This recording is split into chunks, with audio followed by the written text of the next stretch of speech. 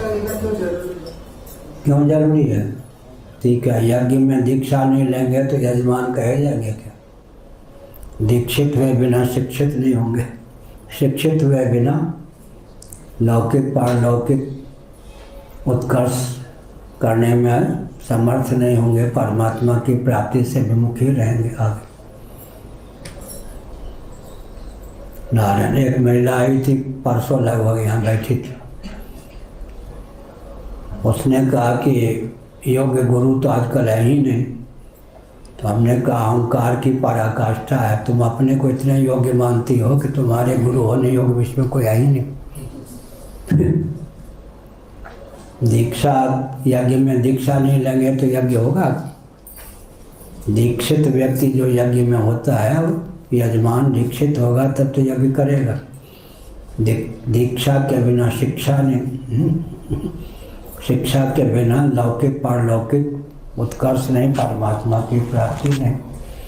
हाँ, गुरु कीजिए जान के, पानी पीजिए छान के।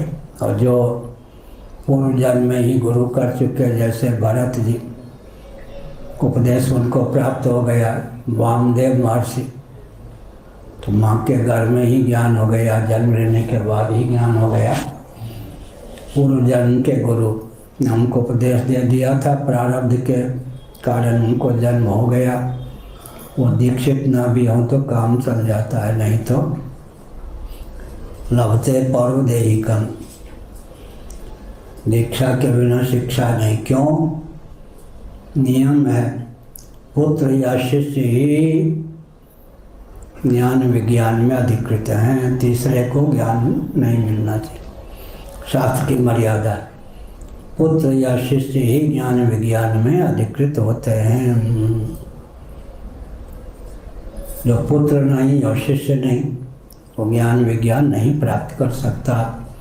ज्ञान विज्ञान का अधिकारी वही होता है जो पुत्र हो और शिष्य हो। कल इसकी व्याख्या आपने की। कोई विद्या या कला मान लो ब्राह्मणों में लुप्त हो गई हो, क्षेत्र में क्षत्रियों के पास हो, ब्राह्मण फल फूल लेकर जाएं, क्षत्रिय से कहें गुरु, क्षत्रिय खानदानी होगा, ब्राह्मणों से पाँव नहीं छुआएगा, उनको क्या दान के रूप में विद्या या कला दे देगा। आज ही मैं सोच रहा था, भगवान सुखदेव जी पिता ही होते हैं, तत्वज्ञ थे, निष्ठा परिपूर्ण हो गई थी। दो ढंग की भूमिका होती है, प्राप्त में अप्राप्त का विभ्रम हो जाता है, अप्राप्त में प्राप्ति का विभ्रम हो जाता है। उनकी निष्ठा परिपूर्ण थी।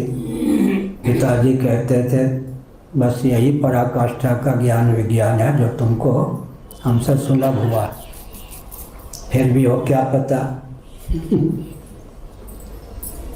पिताजी ने कहा फिर सुनो, दशरथ, जनक जी के पास भेजता हूँ, वो मेरे यजमान। जब वो सुनेंगे कि मेरे कुल गुरु पुरोहित व्यास जी के पुत्र आए हैं तो ब्राह्मण समझ के स्वागत करने आएंगे।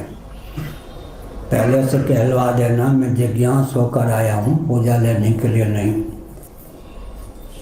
तुम सिद्ध हो, नभो मार्ग से उड़ के जा सकते हो, लेकिन पैदल जाना।